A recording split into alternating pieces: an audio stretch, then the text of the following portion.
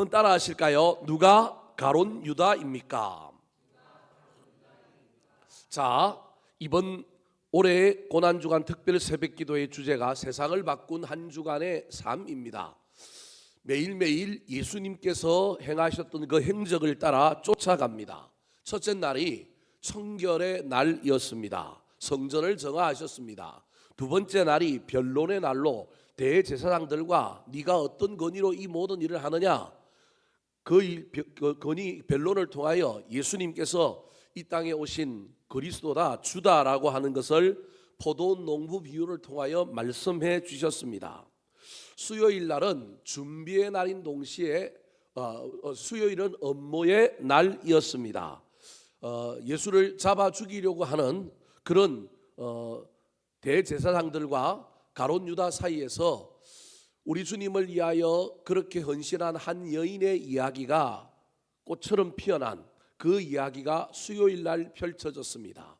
목요일 날은 죽이려고 하는 사람들이 있음에도 불구하고 우리 주님께서 제자들을 준비시킨 날입니다. 그래서 이날은 세족 목요일이라고도 합니다. 세족식을 행하였고 성만찬을 통하여 제자들이 도망가지 않도록, 제자들이 주님 곁에 머물러 있도록, 그럼에도 불구하고 흩어질 것이지만 우리 주님은 나름대로 제자들을 준비시켰습니다. 새 계명을 주시면서 서로 사랑하라고 이야기해 주셨습니다. 하지만 이 목요일, 오늘 이 아침은 예수님만 준비하신 날이 아니라 누구도 준비하셨느냐 하면 말이 좀 이상하지만 악한 마귀도 준비한 날입니다. 누구를 준비시켰을까요? 가론 유다를 준비시켜서 예수님을 팔려고 하는 것을 넘어서서 실행에 옮기는 날이 바로 오늘 목요일인 준비의 날입니다. 사랑하는 성도 여러분, 가론 유다가 예수님을 팔았는데, 예수님을 배신했는데, 그가 예수님의 제자 바깥에 있었던 사람이 아니라 안에 있었던 사람임을 기억하셔야 합니다.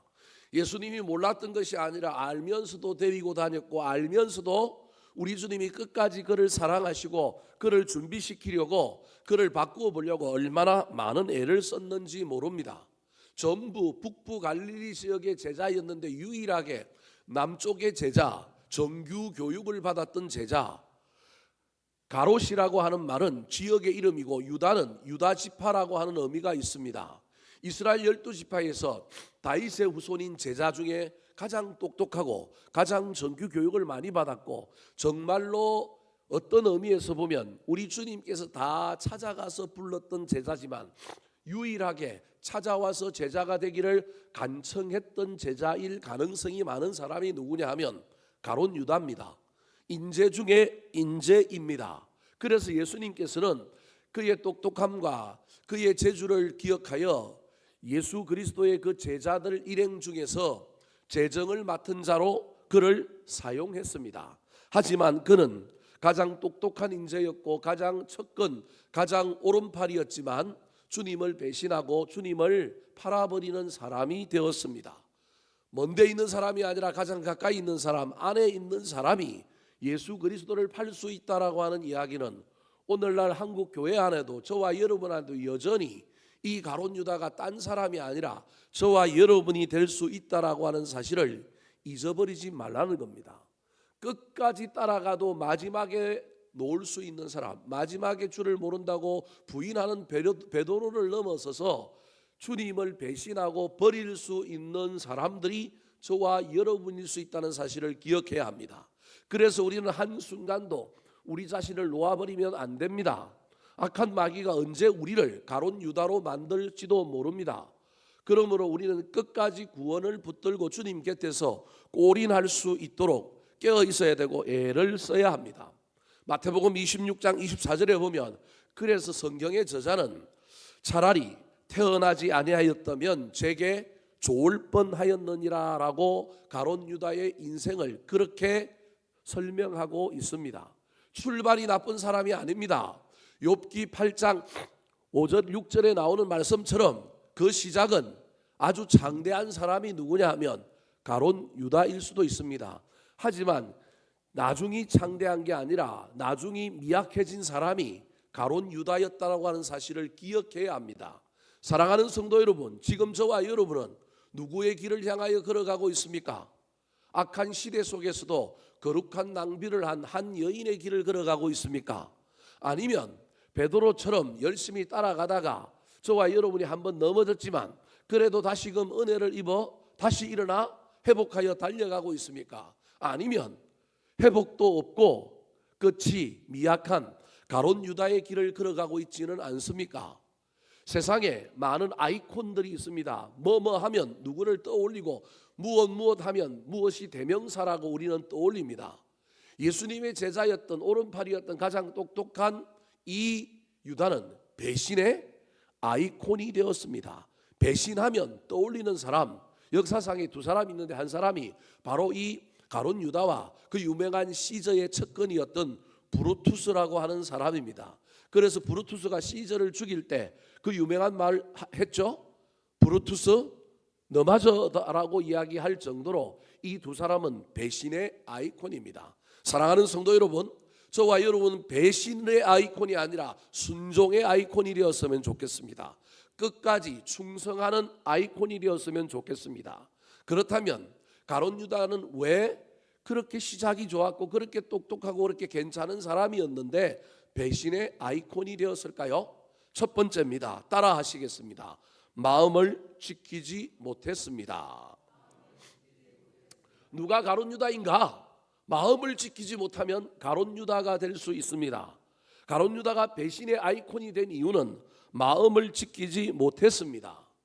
성경에 특별히 사복음서에 예수님의 제자들에 대한 이야기를 하면서 제자들은 다 믿음이 좀 부족한 사람, 적은 사람들로 나옵니다. 예수님께서 그래서 제자들을 여러 번 이야기합니다. 이 믿음이 적은 자들아 왜 의심하느냐. 그 중에 베드로를 비롯한 일단의 제자들은 믿음이 적은 것을 넘어서서 좀 미숙한 사람들로 등장합니다. 실수가 많고 실패가 많은 사람입니다. 하지만 그 중에 또 다른 두 부류의 제자들이 있는데 한 부류가 도마로 통칭될 수 있는 의심하는 제자입니다. 그런데 도마는 나중에 부활하신 주님 만나고 그 의심병을 고쳤습니다.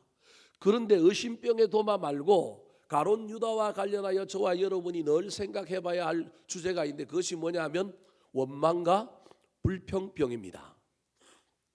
도마는 건설적으로 신앙을 다시 짓기 위하여 의심했다고 한다면 이런 의심은 필요할 수도 있습니다. 그런데 의심이 불평으로 변하면 큰일 납니다. 의심이 원망으로 가면 안 됩니다. 의심은 해체하고 새로 지을 수 있는 희망은 있지만 원망과 불평은 그런 희망이 있는 것이 아니라 누가 틈탈 기회를 주느냐 하면 마귀가 틈탈 기회를 줍니다. 오늘 본문에 드디어 이 마귀가 틈을 보다가 누구 안에 들어가느냐 하면 가론 유다 안에 들어갔습니다. 3절 말씀 같이 읽어볼까요? 시작.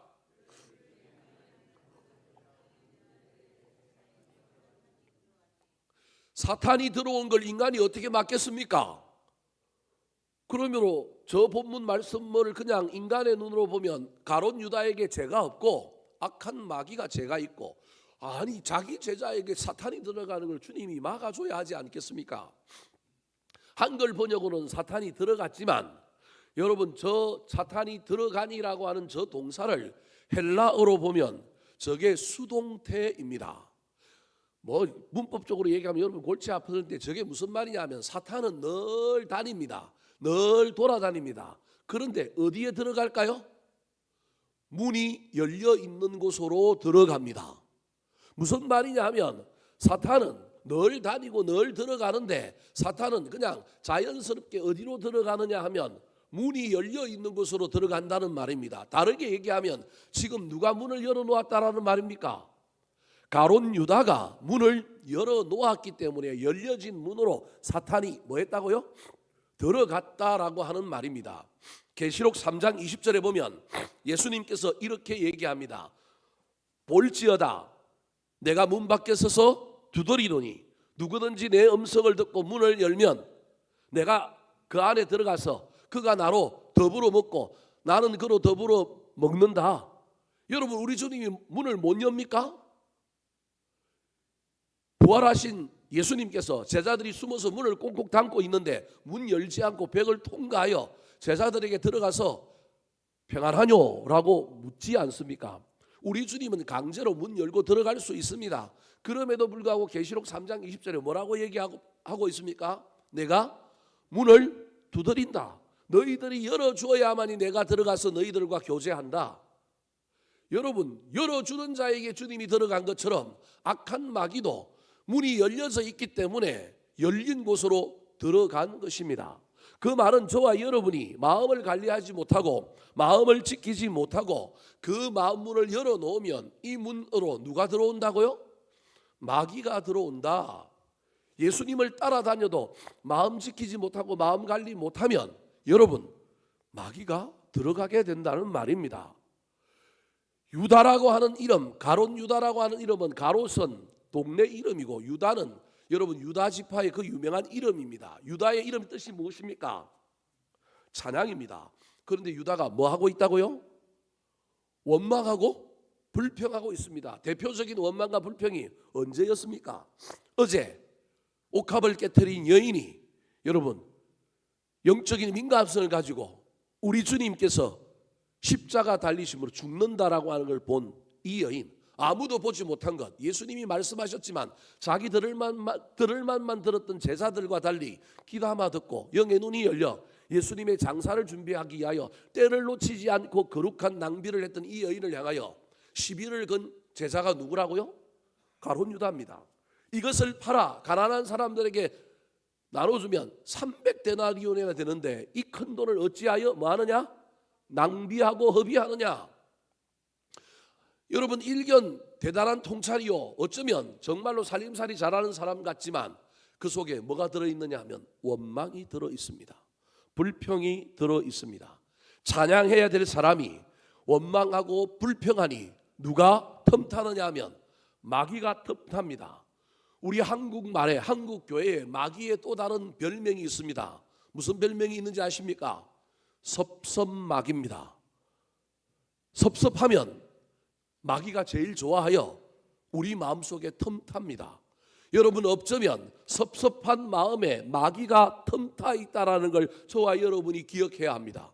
섭섭하면 원망이 나옵니다. 섭섭하면 불평이 나옵니다. 문이 열려서 누가 들어온다고요?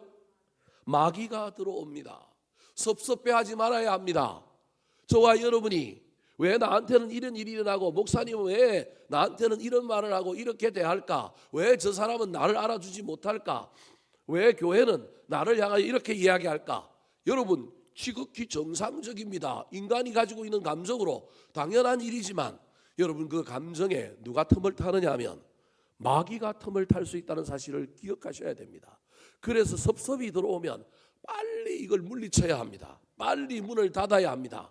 찬송해야 합니다. 기도해야 합니다. 그러지 않으면 열려진 문으로 누가 들어온다고요? 마귀가 들어온다. 마음에 틈이 생기면 마귀가 찾아오고 좋지 않은 생각을 넣습니다. 섭섭할 때, 억울한 마음이 들 때, 원망하는 마음이 들 때, 무엇인가 불공평하다는 마음이 들 때 조심해야 합니다. 주님을 따라다녔던 가롯 유다, 예수 그리스도를 여러분 정치적인 어떤 사람으로 기대했습니다.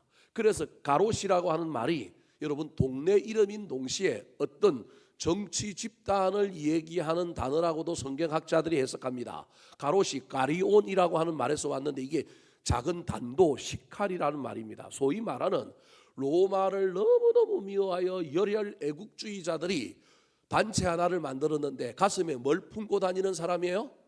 칼 하나를 품고 다녀서 로마와 로마에 부역하는 사람들을 테러하는 애국 집단. 테러지만 자기들 입장에서 보면 애국 지사지요. 우리로 치면 안중근 의사, 이봉창, 윤봉길 이런 사람들 같은 의식을 가지고 있었던 사람들을 통칭하는 말이 가리옷이었습니다. 유다가 그런 단체 출신이었는데 예수님에 의지하여 자기가 가지고 있는 개인의 목적, 정치적인 목적을 이분이면 이룰 수 있겠다 싶어서 따라다녔다라고 성경학자들은 해석합니다. 그런데 점점 따라다닐수록 하나님의 뜻에, 예수 그리스도의 뜻에 내 뜻을 합해야 하는데 여전히 자기 뜻을 가지고 내 뜻에 하나님의 뜻이, 예수님의 뜻이 합해지기를 원했던 사람. 그런데 점점 하나님의 뜻과 자기의 뜻이 괴리가 있는 것을 발견할 때 주님에 대해서도 섭섭하고, 자기 뜻이 이루어지지 않는 이 나라를 뒤집어 엎고 혁명을 해야 되는데 그 일에 가장 적합한 사람이 예수님이라고 여겼는데, 그 주님은 자기의 길을 걸어가고 바보들의 행진을 하고 십자가를 지고 죽어야 살아가는 그 놀라운 이야기를 자꾸 이야기하는데, 이 가룟 유다가 섭섭하기 시작합니다. 원망이 들기 시작합니다. 어쩌면 그 원망은 누구를 향한 원망이냐 하면 예수님을 향한 원망입니다. 왜 내 뜻을 이루어 주지 않습니까? 왜 내 방식대로 나한테 일해 주지 않습니까? 여러분, 예수를 믿으면서 저와 여러분이 내 뜻과 내 소망과 내 소원을 가지고 시작합니다. 그것도 없으면 어떻게 예수를 믿습니까? 그런데 신앙이 성장하고 예수를 믿으면 믿을수록 내 뜻을 이루기 위한 수단으로 예수 그리스도를, 하나님을 도깨비 방망이로 이용하는 것이 아니라 우리가 주님을 주인으로 모시고 우리가 굴복해야 하지 않겠습니까? 주님의 뜻에 내 뜻을 합쳐야 하지 않겠습니까? 이걸 못한 사람이, 여러분, 마음의 문이 열리고 섭섭마귀가 들어와서 예수 그리스도를 대적하는 일에 쓰이게 됩니다. 물론 이 가룟 유다의 길은 예수님께서 이미 그의 사역을 이루기 위하여 구약에서부터 예언되어 있는 가룟 유다의 역할이 있고, 예수 그리스도가 십자가를 지려면 분명히 이 가룟 유다가 이 일을 해야 되는 정해놓은 길이긴 합니다. 그렇다고 꼭 그 역할이 가룟 유다여야 한다는 표장은 없습니다. 10명 중에 1명이면 됩니다. 꼭 그게 유다에게 정해져 있다, 그렇게 이야기할 필요는 없습니다. 여러분, 예정론을 어떤 사람에게 어떤 순간에 꼭 그 사람이어야 한다, 이렇게 기계론적으로 이해하면 골치 아파집니다. 굳이 그게 내가 될 필요는 없지 않겠습니까? 악한 마귀 몰아내시기 바랍니다. 마음을 지켜야만이 배신의 아이콘이 되지 않고, 마음을 지켜야만이 저와 여러분이 가룟 유다가 되지 않고, 마음을 지켜야만이 저와 여러분이 하나님을 다루는 자가 될 수 있다는 사실을 기억하여 이 고난 주간에 육신은 힘들어지고 또 많은 문제들이 생기고 악한 마귀가 우는 사자처럼 두루다니면서 삼킬자를 찾고 틈을 보고 막 비집고 들어오려고 할 때, 혹시 악한 마귀의 계계가 느껴지거든 다시금 마음을 여미고 마음을 지키시기 바랍니다. 마음을 내어주지 말고 지켜주셔서 우리 주님을 끝까지 따라가는 자들이 되기를 예수님의 이름으로 축원합니다. 두 번째, 가룟 유다가 배신의 아이콘이 된 이유는 무엇일까요? 누가 가룟 유다가 될까요?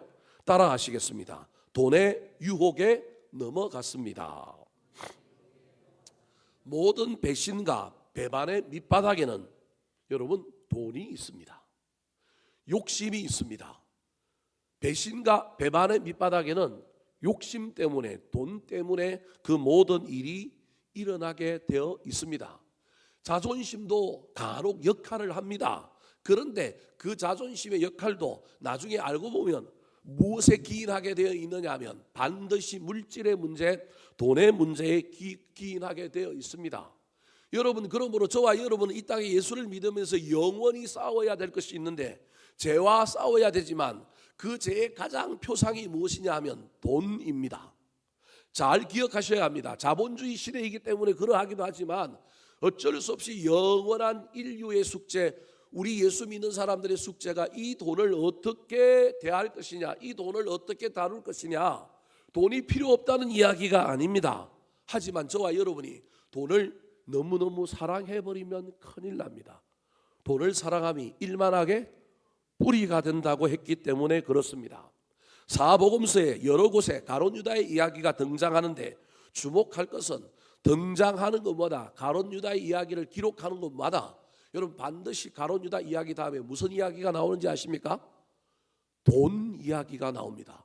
가룟 유다의 이야기가 나오고 돈 이야기가 안 나오는 본문은 없습니다. 대표적인 본문이 어제 살펴보았던 요한복음 12장 5절과 6절 말씀입니다. 같이 한번 읽어볼까요? 시작.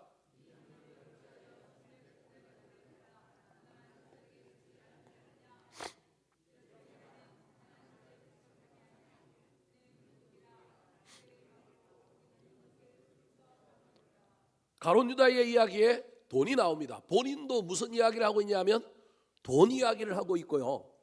성경의 저자도 가룟 유다를 이야기하면서 그는 도둑이라 돈계를 맡았는데 거기 넣는 것을 뭐하더라? 훔쳐가더라. 콩고물을 먹는 정도면 얼마나 좋겠습니까? 여러분, 너무 깨끗해도 문제입니다. 소가 구약에 열심히 일할 때 소 입에 멍에를 그물을 씌우지 말라고 이야기합니다. 힘드니까. 그래도 나락 한번 뭐 할 수 있어요? 배 먹을 수 있습니다. 여러분, 이런 정도는 은혜로 애교로 저와 여러분이 이해해야 합니다. 이거 너무 짠하면 골치 아픕니다. 구약에 분명히 그 일을 이야기하고 있습니다. 근데 그걸 넘어서서 밭을 망치거나 그걸 넘어서서 완전히 도둑이 되면 큰일 납니다. 여러분, 나그네를 위하여 논 밭 기퉁이에 익은 곡식을 뭐합니까? 남겨둡니다. 추수하면서 곡식을 일부러 뭐합니까? 떨어뜨려 줍니다. 룻기에 나오는 이야기가 이삭죽기가 그 얘기 아닙니까? 그런데 그렇게도 하는데 소가 일하다가 나락 한번 베먹었다고 풀 한번 베먹었다고 그 소를 그렇게 막 이상한 소로 취급할 수 없지 않습니까? 그런 정도는 가능한데 이 가룟 유다가 그런 정도를 넘어서 지금 뭐라고 얘기하고 있냐면 뭐라고요? 도둑이다, 그렇게 말하고 있는 것입니다. 이미 돈에 뭘 뺏긴 사람이냐 하면 마음을 뺏긴 사람이라는 것입니다.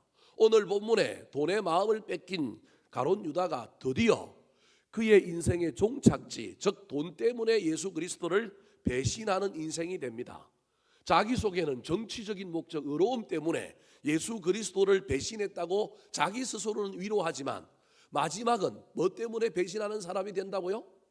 돈 때문에 배신하는 사람이 되는 거예요. 본인은 모르는 거예요. 본인은 예수님이 내 뜻과 맞지 아니하여서 나는 우리나라를 독립시켜줄 정치적 메시아를 바랬는데 이 예수님은 정치적 메시아가 아니라 이상한 길을 가네? 내 길과 다르네? 그래서 나는 이 사람하고 나는 결별하고 나는 다른 길을 가겠다. 그런데 알고 보니 다른 길을 간다 그러면서 가면서 뭘 보려고 그래요? 이익을 보려고 그런단 말이에요. 그동안 내가 따라다녔던 건, 내가 고생했던 건 뭐라도 벌어야 돼요? 인건비라도 벌어야 되겠다라는 거예요. 이게 우리 인간이에요. 자기는 어려운 척, 나는 대의 명분이 있고 나는 나라와 민족을 위하는 애국자라고 이야기하지만 그의 인생의 종착지는 어디로 가고 있느냐 하면 돈을 향하여 가고 있습니다. 4절부터 6절 말씀 같이 한번 읽어볼까요? 시작.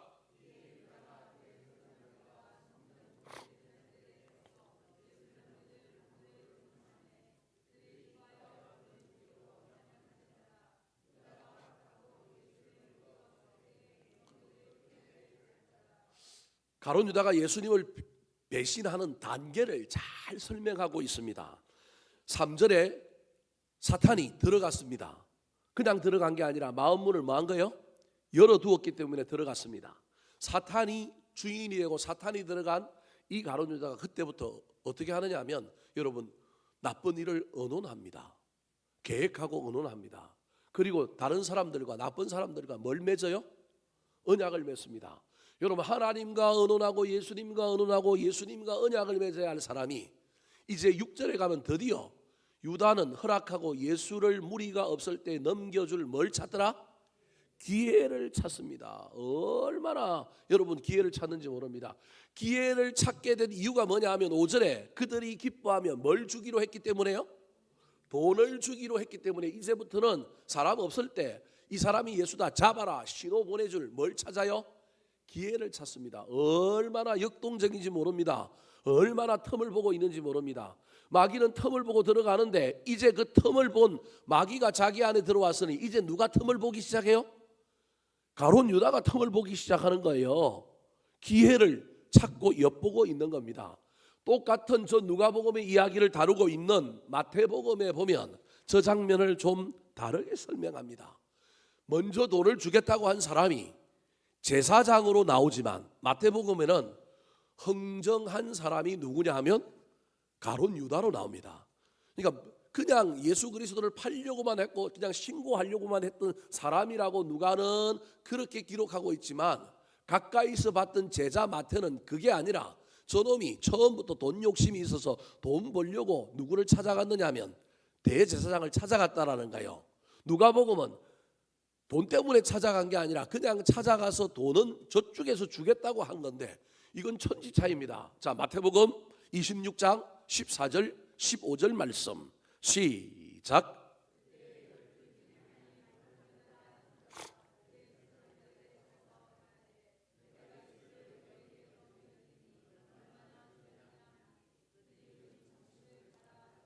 얼마나 주려느냐? 이건 흥정하는 겁니다. 예수님을 놓고 흥정합니다. 그때 대제사장들이 은 30을 달아서 주었습니다.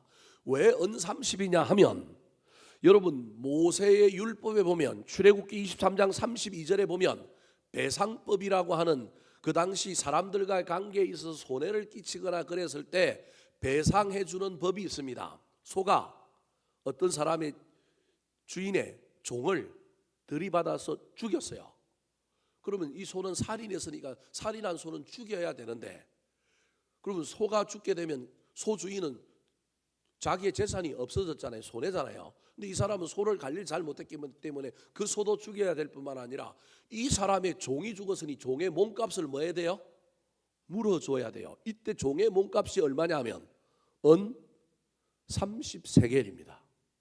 이게 신약에 와서 물가가 올랐는데도 여전히 똑같이 얼마라고요? 은 30입니다. 은 30. 이 은 30이 얼마일까요?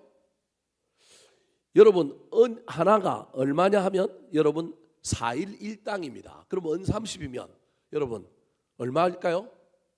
1200만 원. 그냥 한 1일 1당을 10만 원으로 치면 1200만 원 정도입니다. 우리나라가 재난이 일어나거나 상해가 일어나면 몸값을 계산하는 방식들이 있습니다. 보험에 따라서 무슨 호프만 방식이니 뭐에 따라서 계산해 줍니다. 그런 방식으로 이 유대 시대에도 구약의 어떤 간섭을 따라서 이 몸값이 있었는데 율법에 능한 제사장들은 구약의 그 방식을 그대로 차용하여 예수님 몸값을 은 30으로 달아준 겁니다. 종의 몸값이라는 겁니다. 예수님이 종이란 말이에요. 얼마나 억울합니까? 근데 이 일을 누가 하고 있느냐 하면 가룟 유다가 제사장들에게 먼저 요구하고 있는 것입니다. 사랑하는 성도 여러분, 돈은 분명히 매력이 있습니다. 저와 여러분 돈 없으면 못 삽니다. 저도 돈이 있어야 합니다. 여러분 돈은 나쁜 것이 아닙니다. 돈 벌어야 하고요. 돈이 있어야 중요합니다. 돈이 있으면 행복해질 수 있습니다. 자기가 필요한 것들을 다 얻을 수 있습니다. 더 나아가 어려운 이웃들에게 따뜻한 손길도 돈이 있어야 펼 수 있습니다. 그래서 돈은 참 매력이 있는 것입니다. 그런데 돈은 매력만 있는 것이 아니라 무엇도 있느냐 하면 마력도 있습니다. 그래서 돈을 맘몬이라고 합니다. 신이라는 겁니다. 신들 중에 최고의 신이 누구냐 하면 맘몬이라는 겁니다. 돈의 매력을 맛본 사람은 나도 모르는 사이에 돈을 다스리고 내가 돈의 주인이 되어야 되는데 주인이 바뀌어서 누가 주인 될 수 있다고요? 돈이 주인 될 수 있습니다. 돈이 나를 삼킬 수 있습니다. 저는 아주 가난한 집안에서 태어나서 부자 되는 것, 출세하는 것이 제 인생의 목표였습니다. 제 인생의 목표였다니까요. 그래서 저는 목사 되는 게 꿈이 아니었습니다. 출세하는 거고요. 정치가가 되는 거고요. 돈 많이 버는 거고요. 그게 제 목적이었습니다. 직업은 그것의 하나의 일환일 뿐입니다. 꿈과 비전 이게 아니라 저는 그냥 너무너무 가난하게 자랐기 때문에 저는 그냥 돈 많이 가지는 부자가 되는 게 목적이었습니다. 옷을 한 번도 어릴 때 새 옷을 입어본 적이 없습니다. 어느 날 새 옷을 사왔는데 너무 큰 옷을 엄마가 사온 거예요. 일부러 사온 거예요. 그러면서 제가 울면서 엄마한테 이야기하니까 우리 엄마가 하신 말씀, 옷은 몸에 맞춰 입는 것이 아니라 몸이 어디에 맞춰지는 거라고요? 옷에 맞춰진다고 하는 유명한 명언을 우리 엄마가 저한테 해주셨습니다. 어릴 때는 그게 무슨 말인지 몰랐는데 누나들이 이야기해 줬습니다. 너 2, 3년 후에 맞을 걸 생각하고 엄마가 뭘 사왔다고요? 옷 사왔다. 돈도 없는데 너 옷 살 줄 돈이 없는데 유일하게 너한테만 옷 사줬다. 우리는 누나들은 사줬다 안 사줬다? 안 사줬다. 근데 너한테는 사줬는데 너 왜 우느냐? 너 좋아해야지. 이렇게 큰 옷을 접어 입으면 뭐 한다고요? 된다. 그런데 네가 나중에 몸이 뭐 할 거다? 큰다. 그런 가정에서 자랐습니다. 다른 애들은 그래도 보리밥이라도 싸우는데 저는 뭐 여러분 죄송합니다. 제가 좀 섬에서 자랐기 때문에 그렇습니다. 저는 보리밥도 아니고 고구마가 밥이었습니다. 그래서 지금도 저는 고구마 안 먹습니다. 우리 집 사람은 고구마 얼마나 좋아하는지 모릅니다. 저하고 정반대입니다. 저는 쳐다도 안 봅니다. 요즘은 이제 옛날 추억이 생겨나서 옆에 먹고 있으면 간혹 한 2, 3일 지나다가 참다가 한번 한 입만 줘봐 먹어봅니다. 유일하게 고구마 먹는 건 시골에서 그래도 고구마가 인상이 좋은 것 중에 하나가 우리 시골 고향에는 고구마를 삐져서 죽을 쓰는 게 있습니다. 삐딱하게 썰어서 말려갖고 죽 쓴다 그래서 빼떼기죽, 삐딱이죽이라고 부르는 게 있습니다. 거기에는 뭐도 넣느냐 하면 팥을 넣습니다. 팥을 넣으면 좀 어때요? 답니다. 고구마 전분하고 그게 유일하게 제가 고구마와 관련하여 맛있게 먹는 음식입니다. 서울에는 없어서 지방에 내려가면 한 번씩 그 음식 먹고 올 때가 있습니다. 옛날 추억 때문에. 그걸 제외하고는 고구마는 안 먹습니다.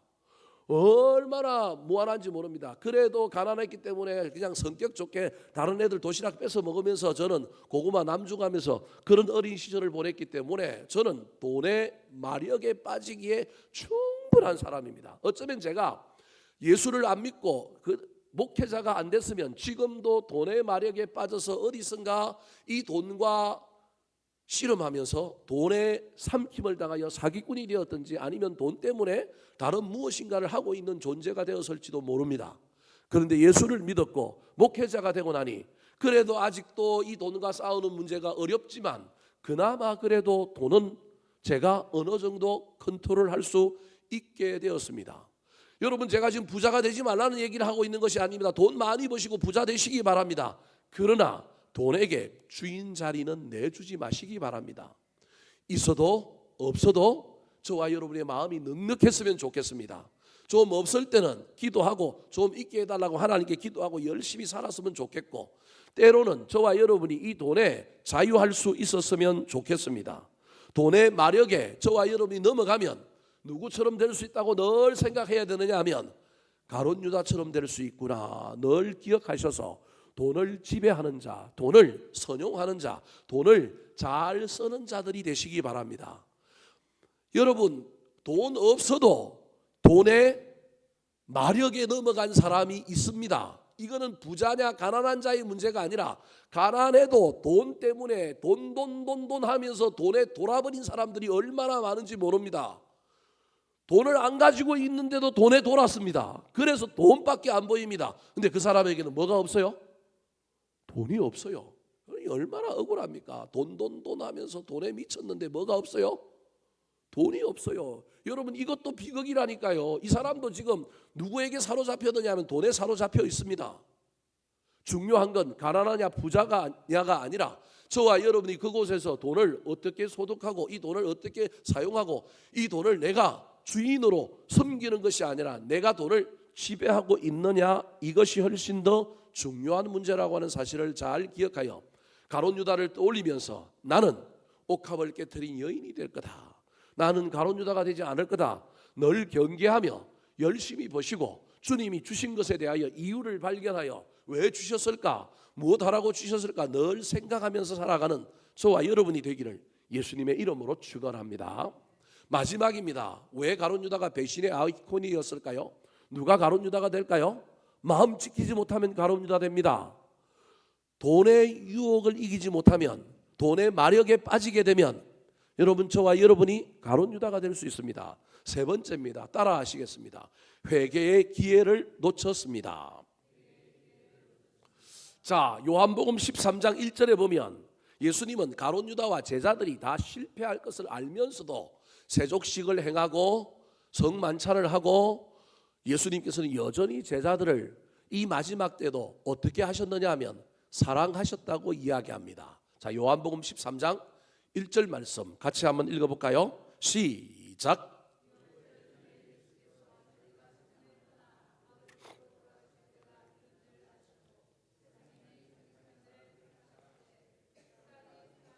자기 사람들을 사랑하시되 어떻게 사랑하셨다고요? 끝까지 사랑하셨다. 입술을 깨물고 볼펜을 가지고 허벅지를 찔러가면서도 사랑했다라는 거예요. 여러분, 저와 여러분은 인간인지라 남의 도둑놈 심보가 보이고 남의 악한 마음이 내 눈에 보일 때 저와 여러분은 그 감정을, 그 마음을, 그 얼굴을 잘 숨기지 못합니다. 그래서 외면하게 되고요, 안 쳐다보게 되고요, 내 몸에 나도 모르는 가시가 돋아서 또 민감한 사람들은 나의 그 반응을 보고 압니다. 이게 인간입니다. 근데 아주 고수들 중에 몇몇 사람들은 자기 감정을 딱 숨기고 포커페이스를 유지하는 사람들이 들어 있습니다. 정치인들 중에 그런 사람들이 많은 것 같아요. 기업하는 사람들도 제가 만나보니까 이게 능한 사람들이 있어요. 이게 정말로 좋은 것인가 나쁜 것인가 제가 참 아직도 궁금하긴 한데 이런 포커페이스를 잘하는 사람들이 있어요. 목회를 하면서 그런 사람들 만날 때마다 나도 교인들을 대할 때 이게 있어야 되는데 왜 이게 안 생길까? 왜 나는 감정이 드러나고 나는 기운이 드러나고 사람들에게 내 속셈이, 내 마음이 보일까? 여러분, 이게 정상입니다. 우리 인간은 그런 존재입니다. 그런 존재를 넘어서는 것은 예수님의 경지입니다. 근데 우리 예수님은요, 제자들이 자기를 버리고 다 도망갈 줄 압니다. 내일이면 어떻게 될지 아는 날이 오늘 목요일인 겁니다. 눈에 다 보입니다. 가룟 유다가 예수 그리스도를 팔 거라고 하는 사실을 압니다. 벌써 사탄이 들어간 줄 우리 예수님은 아는 거예요. 그럼에도 불구하고 자기 사람들을 끝까지 사랑하셔서 한결같은 마음으로 대합니다. 세족식을 할 때 하메나 저메나 세족식을 하고 있는데 베드로가 뜬금없이 나는 손발을 안 씻겠습니다. 내가 어찌 스승님에게 손발을 내가 씻는 일에 그 일을 내 발을 내밀 수 있겠습니까? 그랬더니 우리 예수님이 뭐라고 했냐면 다 씻어야 된다. 뭐는 씻을 필요가 없다? 몸은 씻을 필요가 없지만 손과 발은 씻어야 된다. 그러면서 우리 예수님이 요한복음 13장 10절에 보면 사족 하나를 답니다. 다는 아니니라 그럽니다. 이 다는 아니니라고 할 때 이 다 중에 누가 들어갈까요? 가룟 유다가 들어간다는 말입니다. 베드로, 너는 구원은 문제 없어. 넌 손발로 씻으면 돼. 하지만 나를 따라다니는 저 가룟 유다는 손발만 씻어야 되는 사람이 아니라 뭘 씻어야 되는 사람이라고요? 목욕을 해야 되는 사람이라는 거예요. 우리 주님이 알고 있다니까요. 이 대화를 베드로와 하지만 제가 보기엔 베드로에게 대하면서 다는 아니니라 하면서 누굴 쳐다봤을 가능성이 많으냐 하면 가룟 유다를 쳐다봤을 가능성이 많습니다. 민감한 사람이면 다 알았을 때 제자들이 지금 다 들떠 있어가지고 우리 예수님의 민감한 표정을 못 봐요. 저는 성경을 읽으면서 그림을 영화처럼 장면을 만들어 보면 이런 것들이 보입니다. 다는 아니라 하면서 가룟 유다 쳐다봤는데 눈이 마주친 가룟 유다도 못 느끼고요, 제자들도 다 모르는 거예요. 가룟 유다를 향하여 미움의 레이저를 쏘고 있는 것이 아니라 사랑의 하트를 보내면서 너 몸 씻어야 돼, 빨리 회개해야 돼, 정신 차려야 돼. 우리 주님께서 어쩌면 뭘 보내고 있느냐 하면 사인을 보내고 있는지도 모릅니다. 제호의 만찬할 때 예수님께서 너희 중에 나를 팔 자가 있다라고 예언하십니다. 그랬더니 여러분, 이 제호의 만찬이 다 비스듬하게 누워가지고 탁자에 레오나르도 다빈치가 그린 그 제호의 만찬은 틀린 그림이에요. 다 어디에 앉아 있어요? 큰 탁자에 앉아 있잖아요. 이건 서양식 관점인 거예요. 유대인은 탁자에 앉아서 밥을 안 먹고 어떻게 먹어요? 땅바닥에 앉아갖고 다 어떻게 누워 있는 거예요? 비스듬히 누워 있는 거예요. 그 비스듬히 누워 있는 예수 그리스도의 품에 팔 베개를 베고 있는 사람이 누구냐 하면 가장 어린 요한이에요. 요한. 그 요한을 향하여 베드로가 눈짓합니다. 제자들끼리는 이 위계 질서가 있으니까 베드로가 눈짓하는 거예요. 누군지 물어보라는 거예요. 그러니까 요한이 그냥 거침없이 스승에게 아무나 말할 수 있는 사람, 그게 누구라는 거예요? 요한이라는 거예요. 제일 어리니까 사랑하는 제자 요한이 물어봐도 그냥 말해주는 그거.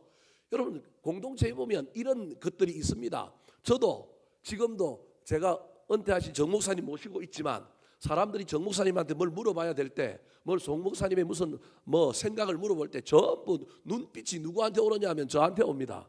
누구 보고 물어보라는 거예요? 저보고 물어보는 거예요. 자기는 못 물어보는 거예요. 왜 못 물어보는지 모르겠어요. 그러면 제가 이제 슬슬 시동을 겁니다. 이야기를 하나 꺼내가지고 막 이러다가 목사님 요거는 어떻습니까? 요즘 이런 일들이 있는데 어째서 이런 일이 벌어졌습니까? 물어보면 여러분 죄송합니다. 나이 들고 은퇴하면 뭐가 많아져요? 말이 많아져갖고 질문은 여러분 30초 했는데 대답은 20분 합니다. 그러면 우리 또 그거 듣고 있느라고 또 얼마나 또 아이고 어르신 대접해야 된다고 우리는 그냥 다 듣고 있습니다. 왜냐하면 그래야만이 좋아하니까. 예, 어쩔 수 없습니다. 그랬더니 어느 날 소문이 났는데 사모님한테 그 이야기가 들어가고 사모님이 목사님을 혼내가지고 어디 이제 후배들 만날 때 가면 뭐는 짧게 하고 말은 짧게 하거나 열지 말고 뭐는 열어라, 지갑은 열어라 그랬다고 이제 본인이 와가지고 야 나 이제부터 말 안 한다. 너희들이 아무리 얘기해도 내가 말 안 한다. 나 우리 집 사람한테 혼났다. 지갑은 안 열고 뭐만 연다고? 입만 연다고 혼났다. 그 얘기를 하시더라고요. 그래서 아닙니다. 하셔도 됩니다. 근데 조금만 하시면 됩니다라고 이야기를 했습니다. 베드로가 눈짓하니까 누가 묻느냐 하면 요한이 묻는 거야. 그러니까 예수님이 뭐라고 대답했는지 아십니까? 6월절 만찬 먹는 빵그릇에 손이 나랑 같이 뭐 하는 사람이라고요? 들어가는 사람이다. 근데 그때 손이 누구 손이 들어갔느냐 하면 가룟 유다의 손이 들어간 거예요. 이게 피부의 접촉이거든요. 그냥 들어간 게 아니라 여러분 남녀로 치면 전기가 오는 거예요. 예수님이 의도적으로 같이 손을 넣고 있는 거예요. 그 말은 이 일을 통하여 가룟 유다도 깨닫고 돌이킬 뿐만 아니라 옆에 있는 너희들도 정신 차려서 이거 정죄하거나 누구 막 찍어내고 이런 것이 아니라 한 사람이라도 도와줘서 뭐 하라는 거예요? 회개시키고 구원하라는 얘기인 거예요. 근데 제자들 관심이 없어요. 누구만 아니면 돼요? 나만 아니면 된 거예요. 그래서 내니까 그렇게 얘기하는 거예요. 전부 다 손이 같이 들어갔던 가룟 유다도 손을 빼면서 예수님에게 뭐라고 얘기했는지 아십니까? 나는 아니지요. 성경에 그렇게 표현되어 있다니까요. 나는 아니지요. 이렇게 얘기했다니까요. 얼마나 우리 예수님 가슴이 아플까요? 요거 어떻게 하면 하메나 점에나 고칠까? 어떻게 하면 이거 이렇게 할까 싶어서 끝까지 살아가는 마음으로 분노해도 한 대 기사대기를 때려도 지금 시원치 않은 판인데 우리 주님은 돌이켜보려고 나는 아니라고 얘기하고 손을 같이 만지고 쳐다도 보고 별짓을 다 하고 있는데 여러분 가룟 유다는 여러분 고칩니까? 안 고칩니까? 안 고칩니다. 어제 수요일 저녁에 살펴봤던 것처럼 배신한 베드로 예수님께서 너 나 배신할 거야 부인할 거야 그런데 닭 울기 전에 네가 나를 3번 부인할 거야 닭 울고 3번 딱 부인했는데 예수님이 잡혀가다가 어떻게 해요? 영화의 한 장면처럼 얼굴을 돌려서 누굴 쳐다봐요? 베드로를 쳐다보는데 이 베드로와 이 예수님의 눈이 어떻게 한 거예요? 마주친 거예요. 그때 베드로가 깨닫고 뭐 했다고요? 밖에 나가서 심히 뭐 하니라? 통곡하니라. 이게 누구와 누구의 차이냐면 가룟 유다와 베드로의 차이입니다. 가룟 유다와 베드로의 차이인 거예요. 심히 통곡했어요. 그리고 베드로는 떠나지 않고 부족하지만 불쌍하지만 그래도 도망자들이지만 누구랑 같이 있느냐 하면 제자들과 같이 있는 거예요. 여러분 이 이야기가 얼마나 중요한지 몰라요. 홀로 떨어져 있지 않고 배신하고 난 다음에 그 이후에 여러분 베드로가 누구랑 같이 있는 게 중요하냐면 제자들과 같이 있다라는 거예요. 그 이야기 속에는 제자들에게는 자기의 잘못을 이미 뭐 한 사람이라는 거예요. 얘기한 사람이라는 거예요. 수제자로서 체면이 있지. 그런데 제자들이 도망간 제자들도 자기의 어려움을 알고 자기의 부족함을 알고 베드로도 부인한 거 자기의 어려움을 알고 서로 동병상련으로 서로가 서로의 잘못을 이야기하고 그래도 함께 뭐 하고 있는 거예요? 모여 있는 거예요. 근데 유일하게 떨어져 있는 사람이 누구예요? 가룟 유다. 가룟 유다는요 들어오지도 못해요. 여러분 전부 개긴 도끼이에요. 다 뭐한 사람들이에요. 다 실패한 사람들이라니까요. 다 도망가고 다 그런 사람이에요. 제가 보기엔 똑같아요. 그런데 회개로 들어가고 있는 사람이 있는가 하면 회개하지 못하고 여전히 그 자리에 있는 사람. 여러분 자복과 회개를 헷갈리면 큰일 납니다. 후회와 회개를 헷갈리면 큰일 납니다. 후회 정도에만 머물러 있었던 사람이 누구냐 하면 바로 가룟 유다입니다. 마태복음 27장 4절 5절 말씀 시작.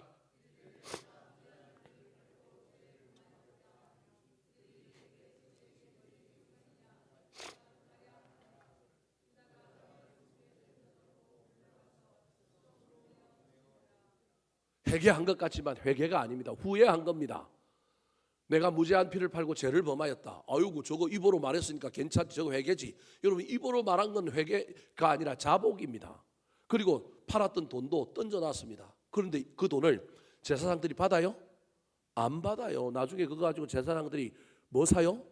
밭 사잖아요. 그래서 피밭이다. 예수 그리스도의 피값을 주고 산 밭이다. 나중에 그 아겔다마라고 부르는데 피밭이라고 하는 밭을 샀잖아요. 회개하지 못함으로 말미암아 스스로 목매달아 죽은 사람이 누구냐 하면 가룟 유다입니다. 단테의 신곡에 지옥에 대한 이야기가 지옥이 청별로 나누는데 가장 밑바닥에 누가 있느냐 하면 가룟 유다가 있어요. 단테의 신곡에 지옥을 그려놓고 있는데 누가 있느냐 하면 지옥에 있어요. 사랑하는 성도 여러분, 마틴 루터가 이런 유명한 말을 했습니다. 내가 천국에 도달하는 그날 나는 천국 문에서 하나의 현판만을 볼 수 있을 것이다. 그 현판에는 오직 회개한 자만 들어가는 문이라고 쓰여져 있을 것이다. 단테는 지옥의 제일 밑바닥에 누가 있을 것이라고 얘기했느냐 하면 가룟 유다가 있을 것이고, 배신했는데도 불구하고 깨달았는데도 회개하지 않았기 때문에 그런 거고요. 마틴 루터는 천국에 들어간 사람이 의로운 사람이 들어가는 사람이 아니라 누가 들어가는 사람이라고요? 회개한 사람이 들어간 사람이라는 거예요. 가룟 유다의 딜레마라고 하는 말이 있습니다. 이게 무슨 말이냐 하면 가룟 유다가 자살해서 죽었기 때문에 우리는 자살하면 어디 간다고 이야기하느냐 하면 지옥 간다고 이야기합니다. 제가 자살을 미화하려고 이런 얘기하는 거 아닙니다. 여러분 오해하지 말고 들으십시오. 자살하라고 하지 않게 하려고 옛날에 만들어낸 우리 기독교 일정의 방어책이 뭐냐 하면 자살하면 어디 간다고요? 지옥 간다. 생명을 자기 마음대로 했기 때문에 그건 하나님을 경시한 거고 주권이 하나님께 있는데 우리가 그 주권을 사용했기 때문에 자살했다. 그럼 자살한 건 다 지옥 간다. 여러분 그런 논리라고 한다면 자기 스스로 누군가를 살리기 위하여 자기가 자기 목숨을 선택하여 희생을 각오하고 어디에 뛰어든 사람, 어려운 외국자들, 알고 보면 생명의 주권이 하나님께 있는데 누가 결정한 거예요? 자기가 결정한 거예요. 좋은 일 했다고요? 좋은 일 해서나 마나 생명의 주권이 하나님께 있다라는 논리로 자꾸 지옥이냐 천국이냐를 결정하려고 한다면 그 사람들도 다 원래 외에 없는 법칙에 의하면 다 어디 가야 돼요? 다 지옥 가야 된다니까요. 가룟 유다가 지옥 간 건 자살해서 간 게 아니라 무엇 때문에 갔다고요? 회개하지 않아서 가는 거예요. 자살을 외박하려고 하는 여러분 그 놀라운 것 때문에 우리 기독교가 한동안 그 교리를 인간이 만들어서 왔다니까요. 오늘날 자살 제가 미화하려고 하는 거 아닙니다. 여러분 자살하면 안 됩니다. 자살을 거꾸로 살자 해야 된다니까요. 근데 오늘날 자살의 많은 부분이 심리적인 질병에 의한 것이기 때문에 자살이 꼴 지옥이라고 하는 덩식을 만들어 놓고 있으면 큰일 납니다. 알 수가 없습니다. 저도 자살에 대하여 부정적으로 생각하고 자살하면 지옥 갈 것이라고 하는 견해를 어느 정도는 지지하지만 그럼에도 불구하고 그 덩식을 완전히 놓고 저와 여러분이 살아가면 안 된다는 말을 제가 하고 싶은 거예요. 자살이냐 아니냐 천국이냐 지옥이냐는 누구에게 판정 기준이 달려 있다고요? 하나님께 달려 있는 겁니다. 지금은 심리적인 문제, 질병으로 인한 것일 가능성이 많은 시대가 되어버렸습니다. 그런 사람들 그것 때문에 유족을 폄하하고 장례도 안 치러주고 자살한 유족 가족이 사람이 있는 가정에 그 트라우마가 얼마나 많은데 사랑으로 보듬어 줘야 되는데 여러분 예수님께서 자기를 배신하고 자기를 팔아넘기고 도망갈 제자들을 알면서 끝까지 사랑하면서 포크페이스를 유지하고 그들을 향하여 사랑함으로 자꾸 이야기했는 이것이 자살한 가족이 있는 가정을 향하여 우리가 해야 될 태도인데 이 예수님이 오늘 보여준 이야기가 그 얘기라는 거예요. 그런데 우리는 그렇지 못하여 그들을 애매모호하게 만들고 불편하게 만들고 힘들게 만들고 우리가 잘해줘도 그 사람들은 마음이 숨고 싶고 우리가 잘해줘도 그들의 마음은 위축되기가 쉬운 것이 얼마나 많은지 모릅니다. 그래서 우리는 살아있는 사람들을 위하여 새로운 시각과 접근 방법을 가져야 됩니다. 그래서 우리 머릿속에 가룟 유다와 관련하여 자살했기 때문에 지옥 갔다라고 하는 논리는 없애버려야 됩니다. 자살을 미화하고자 하고 자살을 장려하고자 하는 것이 아니라 살아남은 자들을 저와 여러분은 더 사랑하고 더 위해 주어야 합니다. 그들을 위하여 장례도 치러져야 되고요. 목사가 장례 치르러 가면 할 말이 없어요. 얼마나 힘든지 몰라요. 자살한 가정에 가면. 그럼에도 불구하고 그 가정을 위하여 사랑해줘야 되고 따뜻하게 해줘야 되고 품어줘야 되고 위로해줘야 되고. 모르는데 여러분 말할 수 있지 않습니까? 모르는데 그 영혼이 어디 갈 수도 있다고요? 저는 그렇게 얘기합니다. 죄송합니다만 그거 갖고 누가 시비 거는 사람이 있을지 몰라도 모르잖아요. 우리가 정해놓은 도식을 가지고 자살 일꼴 지옥이라고 말하지 말고 모릅니다. 희망을 가지십시오. 당신이라도 살아서 어디 가야 된다고요? 천국 가야 됩니다. 가면 당신의 자녀, 당신의 아버지, 당신의 엄마가 뭐 할 수도 있다고요? 있을 수도 있습니다. 여러분 저는 설교할 때 그렇게 합니다. 그런 가정에 장례에 가서 설교하더라도 그걸 가지고 저보고 너 틀렸다고 너 이단이라고 말해도 저는 하나님 앞에 떳떳합니다. 할 수만 있다면 우리는 예수님처럼 자기 백성을 끝까지 사랑함으로 한 명이라도 돌이키도록 애를 써야 하지 않겠습니까? 사랑하는 성도 여러분, 말씀을 마치려고 합니다. 베드로가 될 것이냐, 저와 여러분이 옥합을 깨트리는 여인이 될 것이냐, 아니면 가룟 유다가 될 것이냐, 이 마지막 때에 저와 여러분에게 딱 있는 삶입니다. 그 외의 삶도 많이 있지만 이 고난중간에 저와 여러분이 생각해야 될 삶이 세 가지가 있다면, 하나는 옥합을 깨트리는 여인의 삶, 하나는 예수님을 부인한 베드로의 삶, 또 다른 하나는 예수님을 팔아버린 가룟 유다의 삶입니다. 여러분, 팔았다고 배신했다고 옥합을 깨트렸다고 그게 끝이 아닙니다. 그 이유가 있습니다. 옥합을 깨트린 여인, 깨트린 것으로만 끝난 인생이 아니라 예수님의 시체에 또 옥합 바르기 위하여 안식 후 첫날 어디를 찾아가요? 무덤을 찾아가라. 이게 더 위대한 겁니다. 베드로 예수님을 부인했지만 훗날 예수님이 찾아오셔서 요한의 아들 시몬아 내가 나를 사랑하느냐? 예, 주님께서 아십니다. 이게 베드로입니다. 그래서 베드로는 나중에 거꾸로 십자가에 못 박혀 죽잖아요. 그런데 가룟 유다는요, 그걸로서 끝이었습니다. 사랑하는 성도 여러분, 저와 여러분에게 실수와 실패가 없을 수는 없습니다. 그런데 실수 그 이유가 훨씬 더 중요합니다. 기도 응답 중요합니다. 그런데 기도 응답 그 이유가 훨씬 더 중요합니다. 복을 받는 것 중요합니다. 그런데 복 받아서 뭐 하실래요? 어떻게 사실래요? 그것이 훨씬 더 중요하다는 사실을 잘 기억하여 가룟 유다가 아니라 옥합을 깨트린 여인 베드로의 삶을 향하여 나아가는 저와 여러분이 되기를 예수님의 이름으로 축원합니다. 한번 따라 하실까요? 배신의 아이콘이 된 이유. 마음을 지키지 못했습니다. 돈의 유혹에 넘어갔습니다. 회개의 기회를 놓쳤습니다.